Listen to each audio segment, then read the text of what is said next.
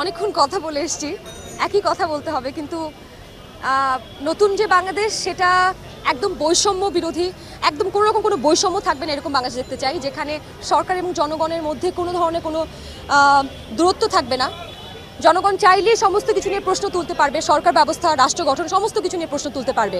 যেমন আমরা অনেকেই প্রশ্ন তুলছে অন্তর্বর্তীকালীন সরকার গঠন যে করা হয়েছে তার মধ্যে কারো কারো হয়তো পূর্ববর্তী সরকারের সাথে একদম ভালো সম্পর্ক ছিল, তারা তাহলে প্রশ্নবিদ্ধ হয় নতুন সরকার কিভাবে তাহলে চালাবে যদি আগের সরকারের সাথে তাদের যোগসূত্র থাকে। তো এটাও কিন্তু একটা ভালো জায়গা যে আমরা প্রশ্ন তুলতে পারছি। আগে তো প্রশ্ন তুলে আয়না ঘরে নিয়ে যাওয়া হতো, তো এখন তো অ্যাটলিস্ট আমরা এই যে আমি আপনার সাথে কথা বলাকে দুইবার চিন্তা করতেছি না, আমি কি বললে আমাকে আটকাবে, কি বললে আমাকে গুম করে দিবে, এই চিন্তা যেহেতু নাই আমি বলতে পারতেছি। আমি যেটা একটু আগে বলছিলাম যে আমাদের উচিত এই মুহূর্তে আমাদের যেহেতু অর্থের ঘাটতি আছে, সেই অর্থর উৎস কি হতে পারে। আমাদের বড় বড় যে ব্যবসায়ীগুলো, যা বড় বড় মন্ত্রী মিনিস্টার যারা বিপুল পরিমাণ অর্থ আত্মসাৎ করেছে বা অর্থ পাচার করেছে, সেটা আমরা জানি, আমাদের অনেক ঋণও আছে, তাদের সেই অ্যাকাউন্টগুলো বাহিরে, দেশের বাইরে সুইচ অ্যাকাউন্ট হোক, যে কোনো অ্যাকাউন্ট হোক, সেই অর্থগুলো ফ্রিজ করা উচিত। ফ্রিজ করে সেই টাকাগুলো দেশের মানুষের উন্নয়নের কাছে ব্যবহার করা উচিত। এবং Sheikh Hasina ma'am should be arrested and brought under investigation, যেটা আমি একটা পোস্টও করেছি।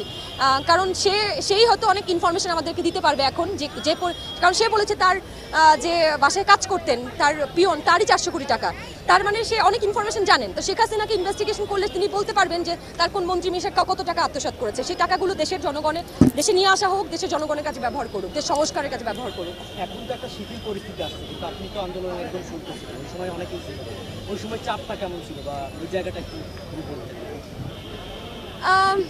ওই সময় চাপটা না ভালো ছিল, ওই চাপের কারণে যে ওই চাপে আমার ভেতরে যে দেশপ্রেমটা ছিল ওইটা বের হয়ে আসছে ভাই। মানে লিটারালি আমি নিজেও জানতাম না যে আমি দেশকে এত ভালোবাসি। এটা আমি ওই ঘটনার পরে বুঝতে পারছি, থ্যাঙ্কস টু কোটা আন্দোলন, থ্যাঙ্কস টু আমার ছোটো ভাই ব্রাদার, আমার আপন ভাই।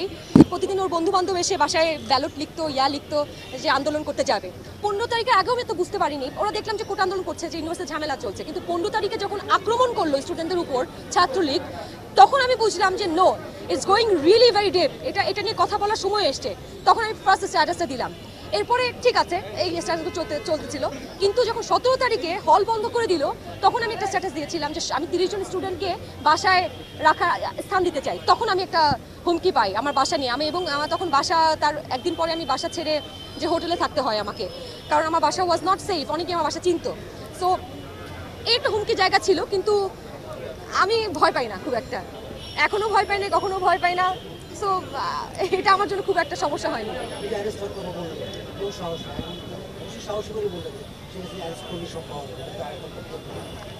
এই যে বললাম আমি তখন স্বাধীন, এটাই আমার কাছে স্বাধীনতার, এটাই আমার কাছে স্বাধীনতা যে আমি এটা বলতে পারতেছি।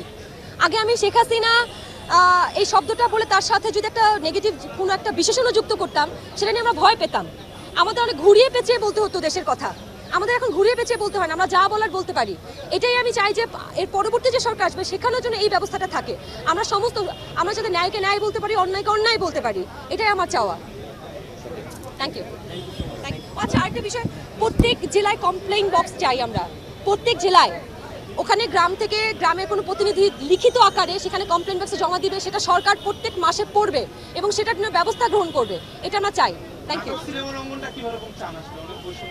হ্যাঁ, আমি এটাও বলেছি যে আমার এই মুহূর্তে যে আমাদের সিনেমা হল ভাঙচুর হচ্ছে কিংবা আমাদের বিভিন্ন ভাস্কর্য নষ্ট করা হচ্ছে, এটা আমি ধিক্কার জানাই, এবং এটা আমি বিশ্বাস করে স্টুডেন্টরা করছে না, কিংবা যারা দেশকে ভালোবাসে তারা করছে না, এটা কিছু কুচক্রী মহলই করছে, এবং সেটা অনেক প্রমাণও কিন্তু আমরা অলরেডি পেয়েছি কারা কারা এগুলোর সাথে জড়িত।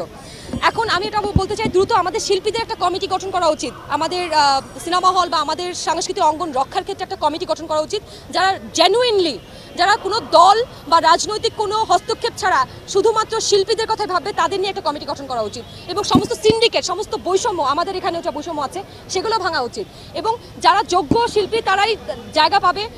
অযোগ্যতার ভিতরে শুধু লিয়াজু করে যে এতদিন চলতো, কিছু কিছু জায়গায়, সব জায়গায় না বলছি, অবশ্যই আমাদের যারা সিনিয়র অনেকেই আছেন তারা অসম্ভব ট্যালেন্টেড, কিন্তু কিছু কিছু জায়গায় আমরা দেখেছি লিয়াজু চলতো, সেগুলো বন্ধ করা উচিত। বৈষম্য কোথাও থাকতে পারবে না, যদি রাষ্ট্র গঠনেও না, শিল্পক্ষেত্রেও না। থ্যাংক ইউ ভাই। আমি তো একদমই ছোট মানুষ, আমি কিভাবে কমিটি গঠন করবো? আমাকে বড়দের হেল্প করতে হবে। হ্যাঁ, আমি তো দাবি আমি প্রস্তাবনা করেছি এখন, এবং আমি অনেক জায়গায় আমাদের বলা হচ্ছে নতুন করে নির্বাচনের কথা আমাদের শিল্পী সমিতিতেও, সেটাতেও আমি অবশ্যই একদম একমত পোষণ করছি। আমি চাই, বললামই তো, যারা একদম নিরপেক্ষ তারাই আসুক।